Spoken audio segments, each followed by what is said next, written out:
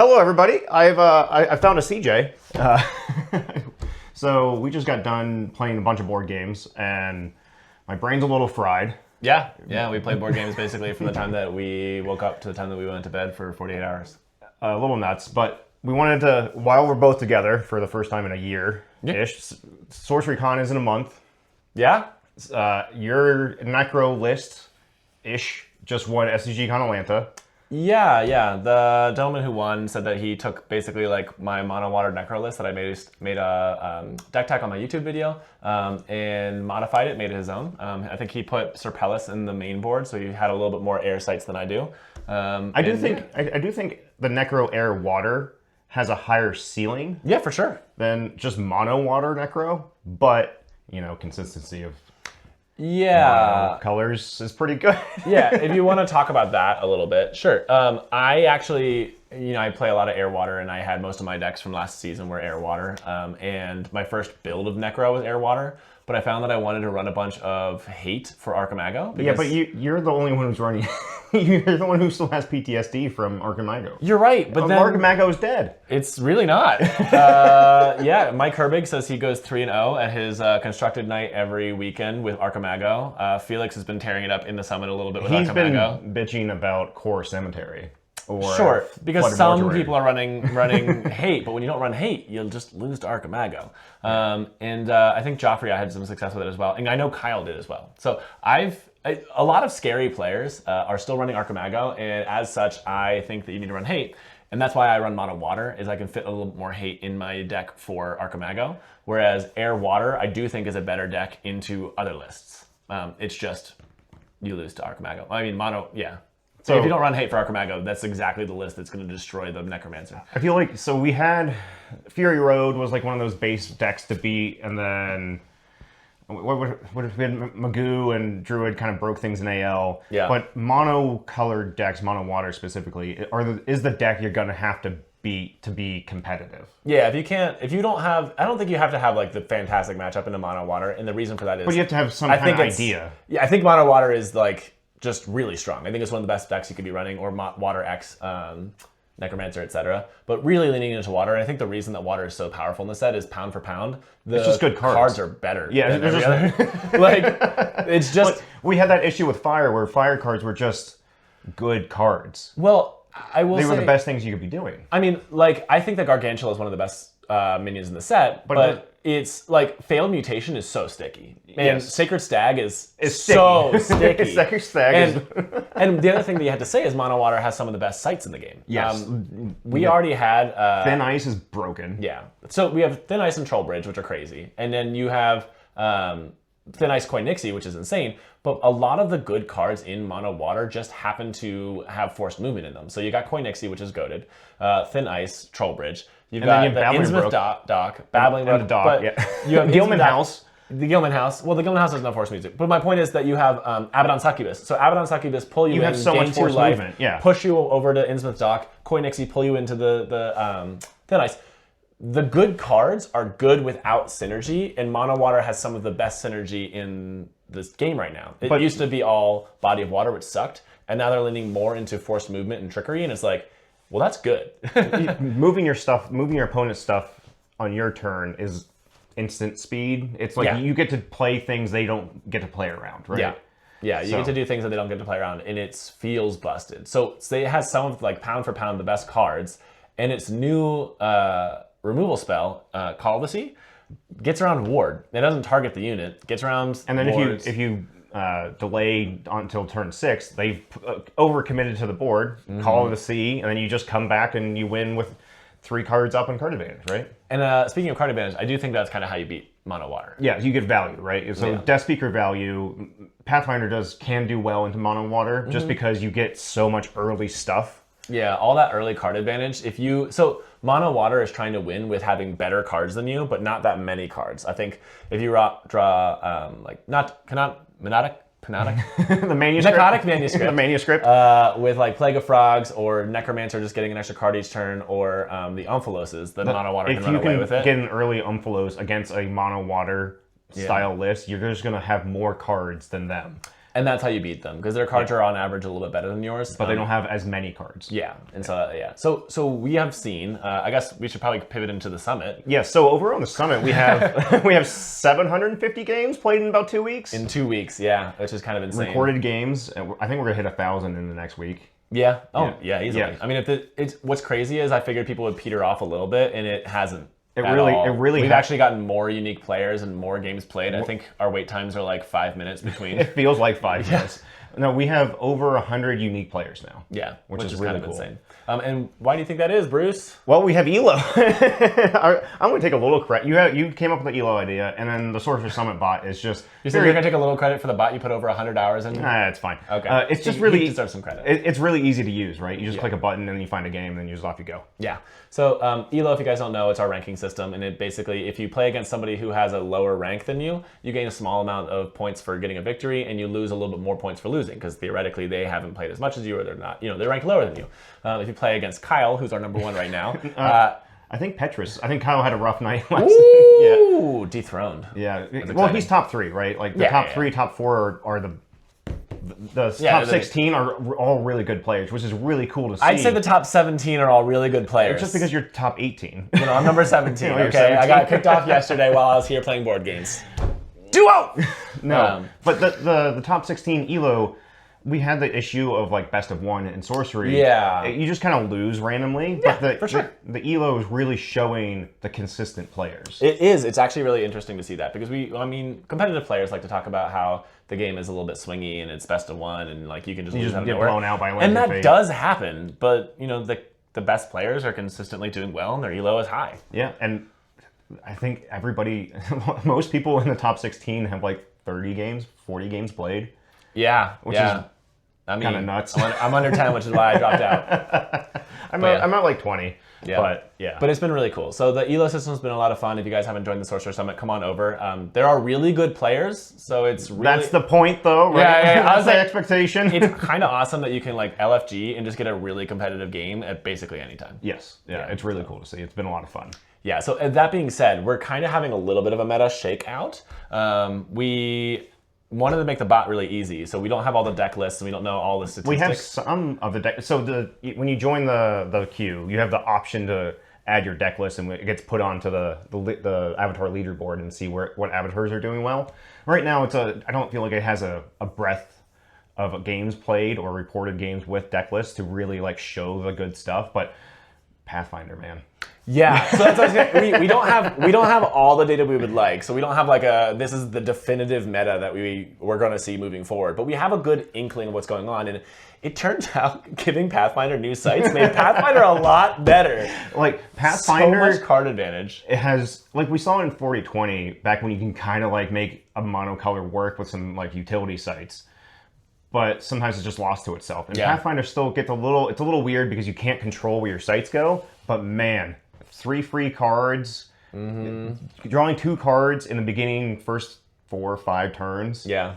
Yeah, basically not having to go for a site is kind of insane. And now that you can pretty consistently get your thresholds covered with Pathfinder is nuts. And with the move to Gothic with higher threshold requirements, Pathfinder's great at getting that. You're like, oh yeah, no problem. I'm just going to play a site every turn. I don't have to worry about my cards. I'm going to get to the high thresholds, and then I can play things like the Archangels and like the Call of the Seas and like the other thing that's been really cool to see is the double threshold sites. Oh yeah, just solve so many of these high threshold costs. Which is wild to me, because when you think about getting double threshold sites, you think, wow, I can play more colors more easily, and we're all like, forget that, 1 color, let's go. And it's interesting because what ends up happening is these sites in this game are so powerful, and I think they're one of the most powerful things you should be thinking about when you're building your deck. And having double threshold sites means I can get my threshold more often and run more of these powerful utility sites, but splitting into more colors means I'm running more sites for threshold and less sites for utility, and that's really like putting yourself on the back foot. You've got to get a lot of value out of your third color to want to do that. Third color? I haven't seen any 3-color decks. Maybe Death Speaker. I have built some 3-color decks, thank you very much, and they do not win that often. No, I think monocolor and a heavy 1 color with a splash of a second color. Heavy water with a splash of a second color. Or I don't. Yeah, I'm still trying to... The meta is not just pure water. Honestly, one of the decks that I wanted to talk about is the Enchantress deck, which is actually trouncing water. Or even Imposter with Enchantress bent to it. Yes, I actually love Imposter. So, the Enchantress deck, though, when you can run Droughts, and at the worst, they're like a 4-mana, 4-power minion that has evasion, in that it's not a minion until you want to make it a minion, that's not that bad. But when it turns off all of your opponent's threshold and kills their Koi Nixies, it's pretty good. It's a lot better. It's like a weird Atlantean Fate, right? Yeah. Essentially, it's like a weird Atlantean Fate that hoses water, and especially when you're playing a water deck and you're mono water, and then it just destroys you. Because you're like, I'm going to be able to get my 4th threshold every game. And now it's like, nah, dude, you're screwed. And Enchantress can play that kind of hate and still, like, Drought's not great against an Earth-Fire deck, but... But it's a 4-mana, 4-power minion with evasion. It's not a minion on their turn. Yeah. No, it's evasion minions. It's Enchantress Control. Might be our control deck of the format. It's looking good right now. And another buff that Enchantress got was that people... stopped running Dispel and Disenchant in the main board. It's all toolboxy, so it's actually harder to get your Dispels and Disenchants against Enchantress, whereas previously, because of the Ring of Morrigan and because of other things, you just had to run them. You ran 2 or 3 on the main board all the time. Yeah, so that you could deal with somebody's Ring of Morrigan so they didn't win, but now people are playing swaps. Gone. Yeah, swaps don't interact with enchantments. And then, so in air, there's Displace, which is really strong. Phenomenal. But with enchantments, if it's on like a corner void or something, Displace can't move it. You can barely ever move their enchantments, which is kind of important to note. You can't mess with it. It says you can, but the rules for Enchantress are all insane, and it turns out you can't really. So we can talk to Josh or post a link somewhere in the codex about why you can't displace their enchantments, but it turns out it's really difficult to do nowadays. But that's another point. Minions and other things on the board are stickier. For sure. It used to be never let anything survive, and now it's like, well, it's going to survive. Things are going to survive. Let's see what we can do to live through that. Yeah, so in like Whirling Blades, Grapple Shots. Oh my god, Whirling Blades is so good Harpian right now. Urge, like these minion payoff cards are now broken. Not broken, There's but so much. Whirling Blades does feel broken. Whirling Blades might be a little broken. It used to be that you couldn't remove their minions, and now it's like, well, they can't remove mine either, and when I Whirling Blades, I do get to remove their minions. And if it's with a vampire, I'm back to full health. Yeah. No, it's... But every single color feels like it has that kind of blowout potential. Water has Lord Lies. Does Earth? All right. Mono. First of all, I've played Mono Earth Geomancer, and it feels so good until the late game, and then you lose. But until then, it feels really good. But like most colors, I'd say 3 out of the 4, have some way to win randomly. Yeah, Bane of Aventus and Air. Water just has more of those. Yes. Mono. I think Water has the best cards pound for pound. Like you have Mesmerism that can win out of nowhere. You have for sure. Like, and then in Fire you have Betrayal. It's just like I feel like that's kind of where you need to have a Dr. Demetrius. Water Savior. Water's really good this set. Yeah, but you need to have some 5 to 6 ways to randomly win. Yeah.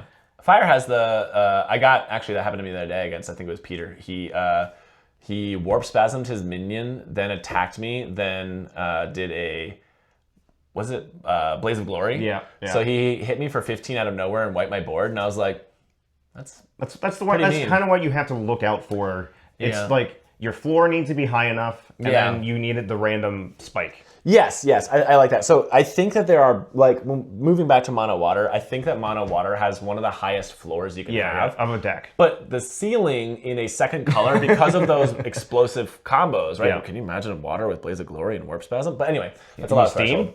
So my point, though, is the ceiling is a lot higher in the 2-color lists, but the floor is really good in Mono Water because I get to hit those 4 threshold and you have random cards every game. Cats and Lord of Lies and like just these random good floor minions. Yes.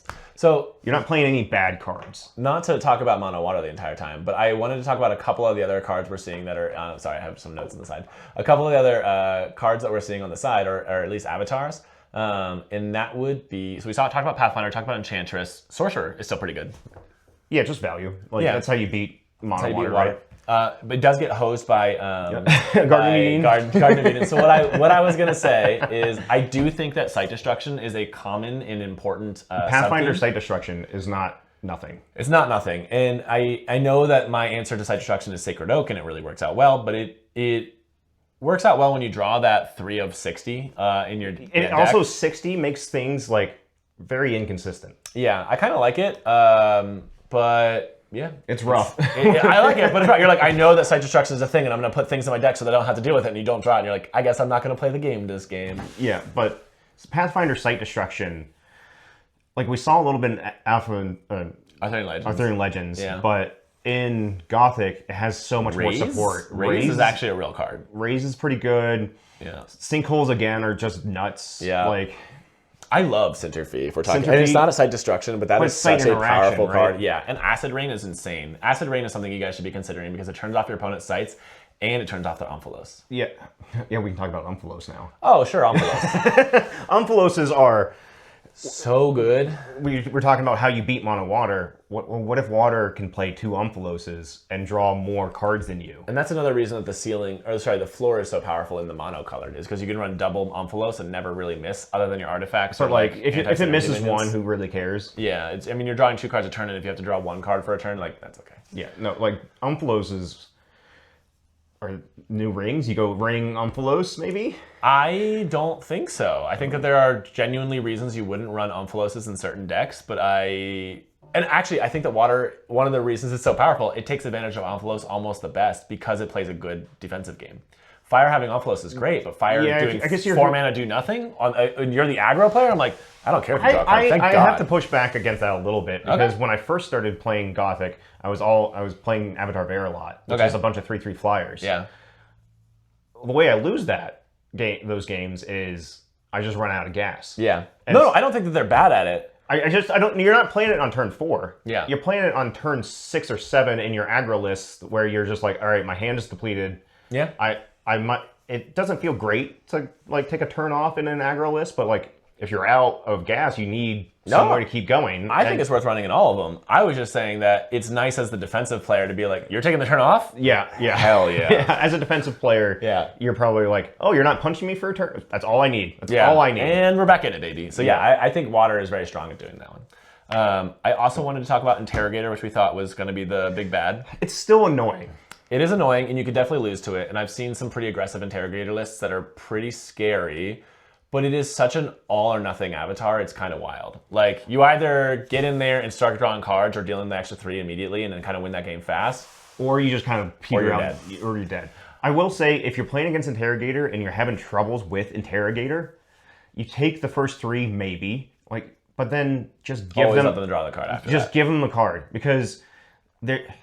9 times out of 10, those Interrogators are so restricted on mana, they'll die with 5 or 6 cards in hand. We saw this in 4020 with aggressive sorcery lists. People would get to 4 or 5 and then just stop drawing sites. Which makes sense, but then you still only play 1 card a turn. Yeah. And then you're dead with 4 or 5 cards in hand. It doesn't matter how many cards in your hand if you don't spend them or do something with them. Yeah. I found that it's not as potent of an avatar as people thought it was going to be, including myself.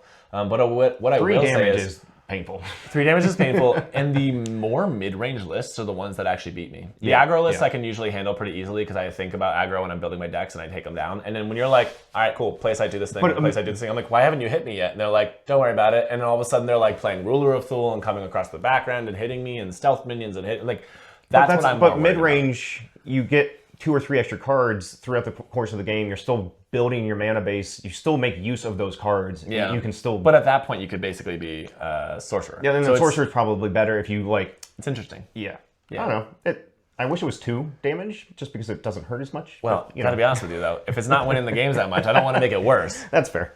I did want to bring up Imposter, too. Have you played Imposter? It melts my brain. It melts my brain. I love this card. I thought Imposter was going to be more of a meme. It's real. It's good. Turn 3 Pathfinder, or like randomly Pathfinder, or I played Imposter with some Enchantress bent to it, like more heavy like thunderstorms and wildfire kind of ideas. Just decent cards that become a lot better when you can become an Enchantress for the turn. Yeah. It's real. I've seen Imposter do actually so well, and I think that part of that is hard, because though. It's a hard deck. And what's interesting is the people who are playing Imposter are some of the most entrenched sorcery players we have. It's like false data almost, right? Like I haven't seen any new players playing Imposter, but I see players who have been playing since Alpha and doing well consistently since Alpha playing Imposter. So I'm always like, that deck seems so real. But I know it skews the data. No, as somebody who's played Imposter, my Imposter list is technically undefeated.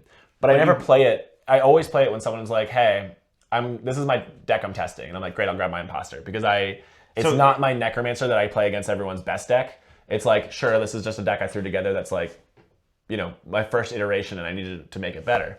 And it feels really powerful. Just being like, oh, I need some extra movement, I'll become Avatar of Air. Oh, I need to punch you for a bunch of damage, I'll become Avatar of Earth. Yeah, it's the flexibility, so you have to have the experience to know when to do X, Y, and Z. It's kind of like how Archimago was a hard deck to play. But it won everything? But it won everything. I think this is not that. No. Yeah, Imposter is not that. But you need that base knowledge to know when you can do X. Yeah. And it's inherently a defensive deck. You want to be able to spend 3 mana randomly to gain some small advantage. But 3 mana is very expensive. That's sometimes. A lot. So you want to be a bigger mana deck that plays slow and defensive. And then it is great if you can find the shell. Because if you want to flip into a thing and play a card, you need like 7 mana. Yeah. Which is like harder to get to. Yeah. But I really quite like Imposter, and I think it's got a lot more legs than I was giving it credit for in the beginning of this. Oh, the other one that might have legs. You want to talk about Corruptor? Do I want to talk about Corruptor, Bruce? Yeah. There's the combo Corruptor. Sure, which you know what? It can technically work. It reminds me of 4020 Monks. Yes. Yeah. Which 4020 Monks, when it worked, felt broken. It felt so abusive. Because there's no interaction to it. Because you had no way to win against that. And for those of you who don't know, it's an infinite turn combo with Candlemoss Monks and the Crave Golem. It's miserable. And and it usually gets you like 7 turns. It's not like infinite, but it's like you get an extra 7 turns. It's infinite enough to you can win with those 7 turns. Yeah. And in 4020 it was a lot more consistent, but I would still put it at like a 40%, right? 40% consistency. That's a lot, but like every time I played against it, I beat it because I was like, in a best of one format, I can definitely see somebody going to a tournament with a combo Corruptor and just randomly spiking. They either win or they just lose. Absolutely don't. Yeah, and obviously depending on how you build your deck around it, you can like have game into other decks. But I will say the ceiling of that deck is very high. We know that Pascal lost a game in turn 3, right? They happened to have all 3 components in their opening hand. They won. But the floor of that deck is not. It's real low. It's real low. You're like all in on this combo that like it's fine, and otherwise it's just like an Earth deck. They're fine. But there's the combo Corruptor. But there's like the evil value Corruptor. Oh my! So my experience with that deck is honestly, you may as well pitch your entire hand looking for Rasputin. Yeah. Because if you find Rasputin in Corruptor, you win.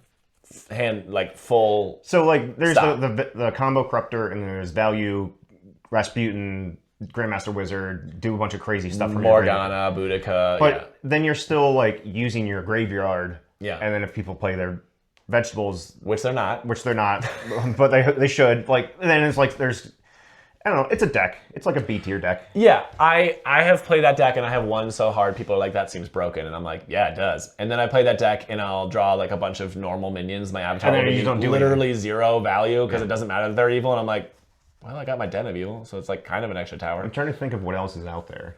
As far as decks go? Yeah. Yeah, I mean, Geomancer feels kind of good, but it has a hard time closing. Persecutor, like Pau de Mayo, took it to Atlanta. Oh, yeah. And, like, you kind of like get the value of those really cheap removal spells and like discard outlets. Tempo. But I find that tempo is not as crazy. What I will say, as far as vegetables go, though, are the most common hate card I see being played is still River of Blood. So healing is hard, and so I think that is the one vegetable people are playing, and I'm really glad they are, because Archimago with Divine Healing is still a thing, and all the incidental value you get out of Ring of Morrigans, the Abaddon Succubi, just removes all that value. Yeah, so I still think that those are worth running, and I think that's very interesting. But then you should play side interaction. So, and then the other thing is Ward too, just keep being around. So I was just going to bring up the 3. Oh, Savior's still good. Yeah. I actually like Savior. People are low on it, but I like it. The 3 things that you kind of have to like build a deck, or not build a deck around, but know your strategy is graveyard stuff. Yep. You have to have ward answers. Yep. Oh man, there was a third thing I was going to say. Necromancer tokens. Necromancer. Yeah. And water. And water. Like those are like the big, if you want to like some high level deck building tips, like those are the 4 or 5 things you need to like just be aware of when you're building your list. Like, are you better than these things? Are you doing different things that are like can go over top of that? Like you need those things to be aware of. Yeah. I feel like you didn't mention Avatar Bear, but Avatar Bear is still good. Yeah, I don't think it's A tier. I don't think it's S tier. I played the 3/3 flyer version, and it works when people are in fire. Yeah. But then I need to play the Earth version with the bigger minions because it has that because it has that blowout potential. Yeah. So I think it's worth checking out. And the other one was the Silence list. So Sorcerer Silence does well into Ward. It does well into mono water really well. Does well into mono water. It just stops all the effects that those minions would have. So they just don't they're playing one card a turn and they're playing overcosted minions that do nothing. So the old Silence list were like playing bad minions and things to make them better. Yeah. I think the newer lists are playing good base minions and playing silence things to screw with your opponent. Screw with your opponent, but also you still are running things like Thing in the Ice that when you silence your Thing in the Ice, it's a 3-mana 6/6, and when you don't, it's not that good. But what I will say about the silence list is we still just need 2 more silence effects. Yeah.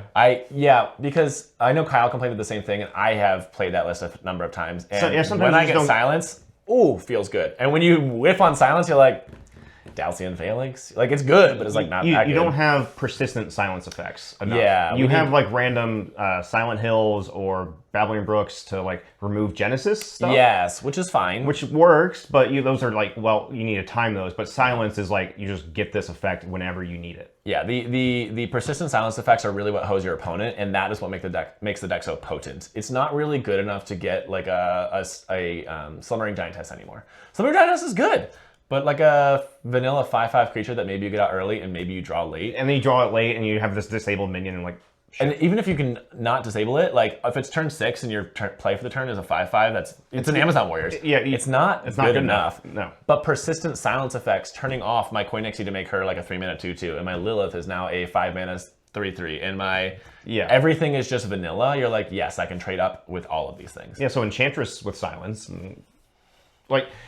that's complex, and I don't want to go through that loop. But yeah, maybe. But I know we started this saying mono water is busted, which is good. But man, the meta feels open. Yeah, anything can happen. Yeah, any deck has a chance of winning. Mm-hmm. It doesn't feel like you're getting shut down and you can't play like Magoo. Yeah, it doesn't feel like Druid where you should be playing Druid and just nothing else because of tawny value. Yeah. I mean, Necromancer is a hell of a drug. It's a hell of a drug and is very good. Yeah, but no, it's definitely beatable. I mean, I've certainly lost games. It just doesn't feel the meta doesn't feel oppressive. No, not yet.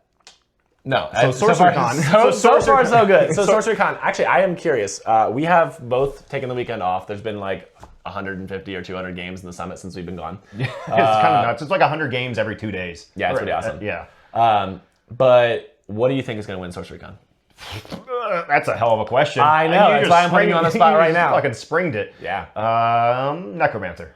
Okay. I don't know what Necromancer water's the safe bet, but some kind of Necromancer. Base water Necromancer, I think, is the safe bet. So if I'm going to be a contrarian, I think Imposter. I think the other option would be Enchantress for me or Sorcerer, but I think Imposter can sneak it out.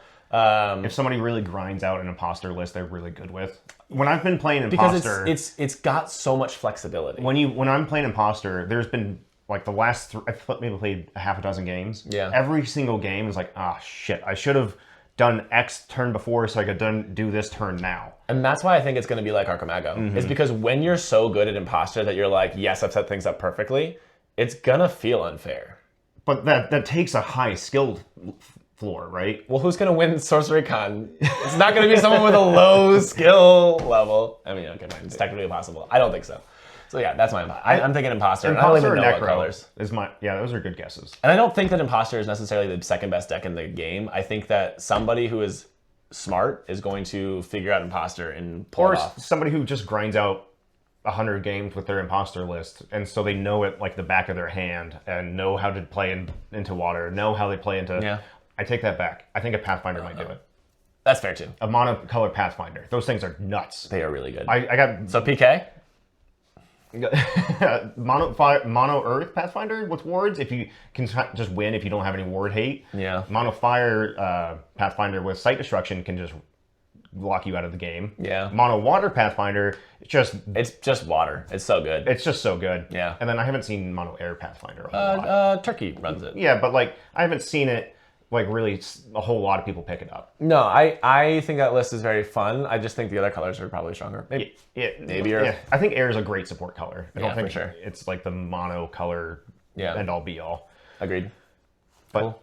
I think that's covers most of it. I hope this wasn't too rambly. It was. But hopefully it was okay anyway. Yeah. Well, I'll see everybody at SorceryCon. CJ will be there. Yeah, I'll be there. I'll be I don't even know what avatar I'll be running. But I don't even know what deck I want to run my Necromancer, but it seems like the secret's out on that one. That video did pretty good. Yeah, it was a pretty good one. But thanks everybody. Thank you for joining. Come join the Sorcerers Summit. It's a blast. It's a lot of fun. Cheers, guys.